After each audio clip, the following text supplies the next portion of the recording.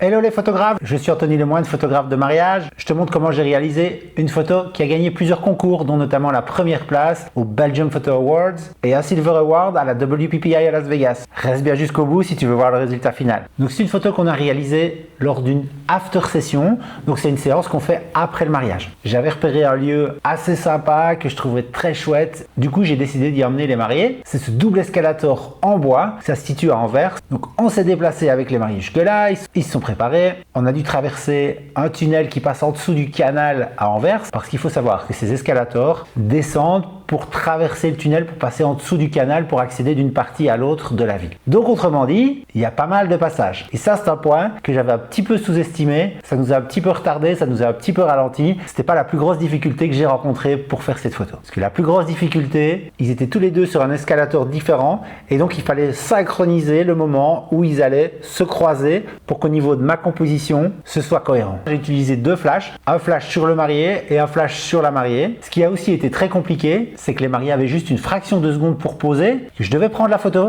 et puis après il fallait attendre qu'ils aient remonté, redescendu pour pouvoir se remettre en place et donc corriger le posing. Je pouvais pas les poser et puis leur dire attention un petit peu plus comme ça ou un petit peu plus comme ça. Ça nous a pris pas mal de temps pour arriver vraiment au résultat qu'on voulait. On a dû faire beaucoup de descentes et de montées. Ils ont été très courageux, surtout qu'en plus le bruit de ces vieux escalators ne rendait pas les choses très faciles au niveau communication.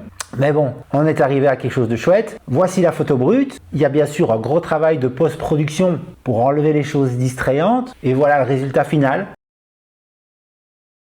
N'hésitez pas à me poser en commentaire des questions plus techniques si vous voulez aller un peu plus loin sur la technique de cette photo. Je suis là pour y répondre. N'hésitez pas à vous abonner si vous voulez plus d'astuces sur le métier de photographe de mariage ou si vous voulez plus d'histoires comme celle-ci. Je vous dis à très bientôt. Ciao, ciao!